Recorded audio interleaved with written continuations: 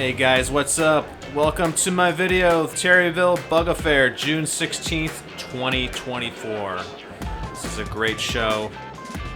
I like to go every year and check out the cars, see the sights, the sounds, taste the stale, overpriced hamburgers, get a sunburn, look at all the wonderful Volkswagens, meet friends old and new, check out all the great stuff that's going on here at the show. Everybody's having a great time.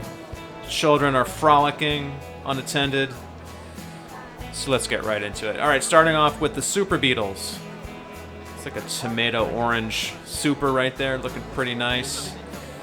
A lot of people don't like Super Beetles for some reason. A lot of the purists, a lot of the Volkswagen purists are not into them for whatever reason. The styling or maybe the McPherson strut front suspension, they're not into that. But I will say that a Super Beetle is probably the best handling, driving, air-cooled Volkswagen you can find. They have the most power and they have the smoothest ride. It's a really nice convertible right there. That lady doesn't want to be on camera.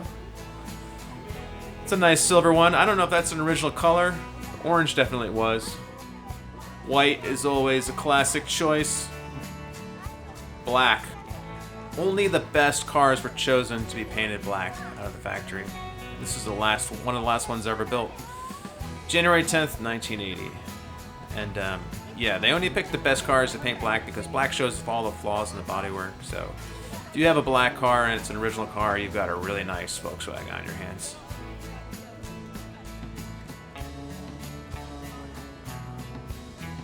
Nice view of the deck lids popping up there. Something about a car that's not restored, that's original, a little dinged up, a little dented, scratches, makes it more fun to drive, I think, because you're not too worried about it getting scratched in the parking lot or somebody brushing up against it. Just drive it and enjoy it. But a show car, you got to be nervous about it, like this one here with all the awards.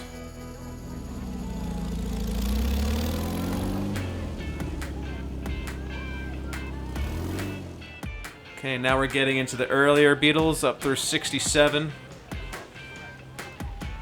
These seem to be everyone's favorite just because of the styling, the bumpers, the more delicate style bumpers on them, the overriders, the little horn grills, and the recessed headlights. That's a really nice patina lowrider Beetle right there.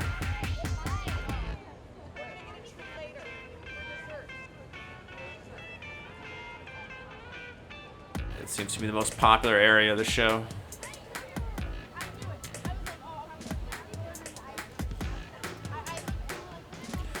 Everybody's out with their lawn chairs and their dogs, having a great, grand old time. Get there early in the morning, spend the day. Next year I gotta bring my lawn chair. I spent the whole day walking around. So here's a nice row of Beetles. It's like a seafoam blue or green or something like that. This one looks like it's having a problem with the hood. You got a stick holding it up. You gotta improvise when you own one of these cars. Here's a nice oval. Looks pretty original. All the fenders and the doors and the hood match. They all have the same matching patina. This is definitely a survivor. This is a nice car. I would not restore this. I would just drive it as is. And that's, looks like that's what the owner's doing. It's a restored and unrestored oval side by side. Split window, those are cool. I think there was a shortage of glass in Germany at the time, so they made the rear window a split.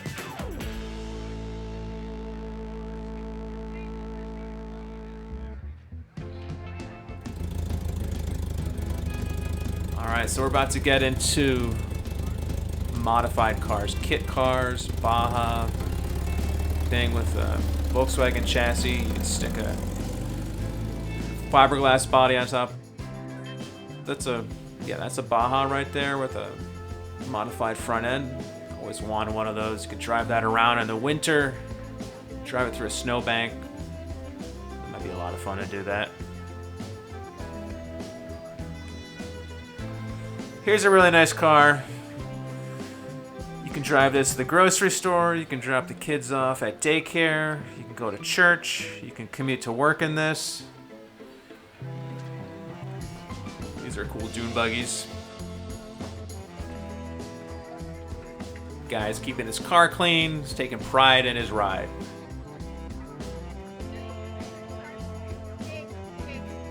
You can make this into a nice Uber. Call a taxi, this will pull up, that'd be fun.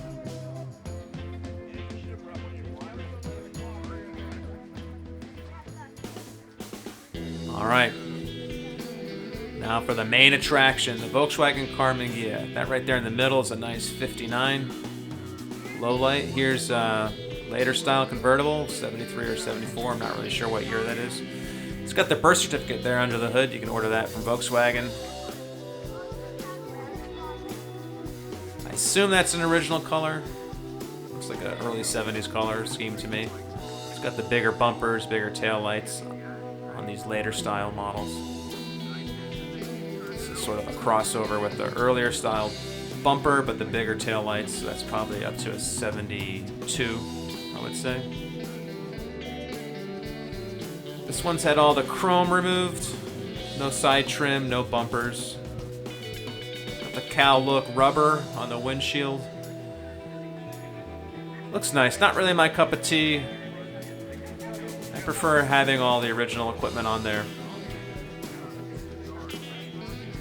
So yeah, you can see the difference there. It's got the bumpers on it. This 59 is really nice. Last year for the low light. This one has a really nice interior. I didn't get a shot of it, but interior came from Australia, from the Aussie trimmer. That cost a pretty penny, but he can do a original interior for you.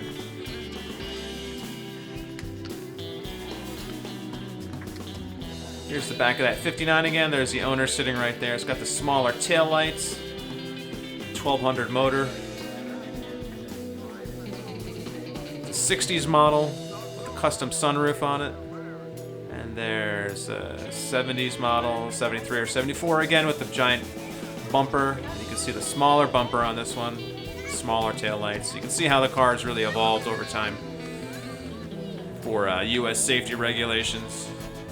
They did not get better looking as time went on. Those big taillights really ruin it for me, personally, but mine's a 65, so I'm not going to worry about those big taillights, because I got the nice small taillights, sort of middle-sized. Oh man, we got some things over there. It's my son working on his dad jokes. A little too young to be a dad. I'm too young to be a grandfather. Alright, so these things. 73 to 74 things. My mother almost bought one of these in the 70s, but her concern was that you could take the doors off and just fall out of the car. So she decided she didn't want her kids to land on the street. So she bought a Fiat instead. The problem with the Fiat was that it always broke down.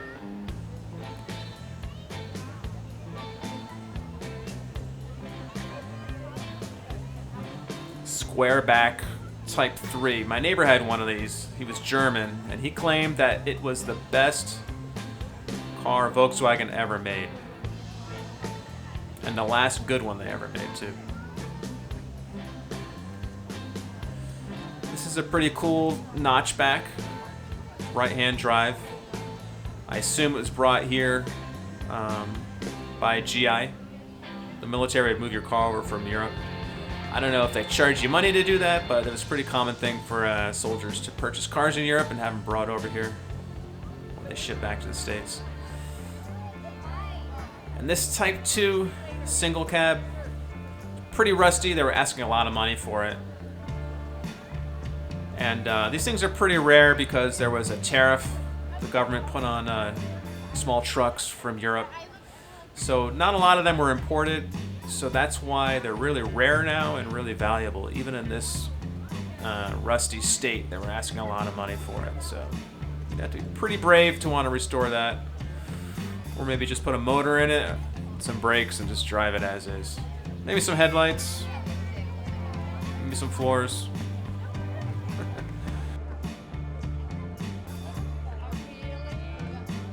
Alright, split window buses up through 67. 67 was the last year they made these. They made that 12 volt, but prior to that they were all 6 volt cars. These are pretty rare these days. A lot of these look like they've been modified, put some beds in there. Some of them are genuine campers like that one right there. It's a deluxe model.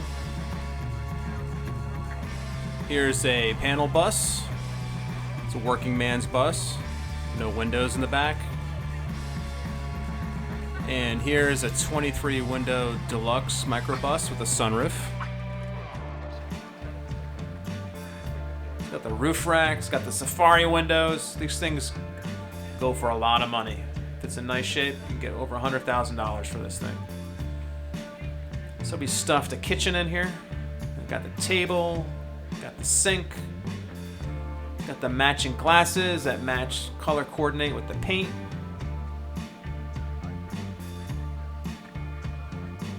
This one's in really nice shape.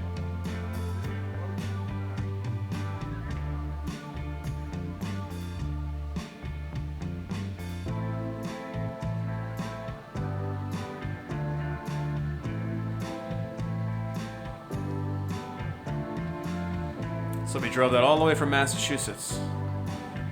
I like this one here. It's got the psychedelic paint job. It's like the under the sea theme.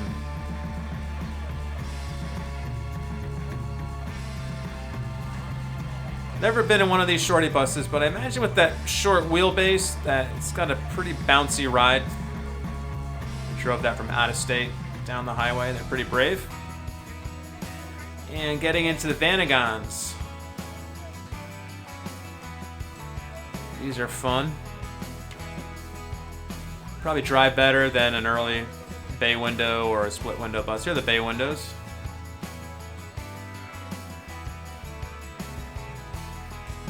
I remember I took a road trip in one of these when I was a kid, and there was like 6 adults in the van. Ran out of power. We had to push it back to the house. I fell down. I split my knee open. Ah, the memories. So here you go. There's a synchro camper. Very rare, very valuable. 4-wheel drive, full camper inside. You need a new transmission for this. It's probably like $6,000 alone. And not very many people can work on it. More Vanagons. Westphalia campers.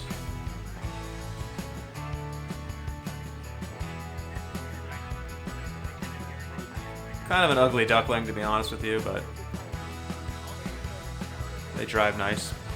Better than the 60s Type 2. And there's some Eurovans, water-cooled from the 90s. Nobody really cares about these things, sadly. And another Vanagon. I edited this out of order. Sorry about that. Nobody's perfect.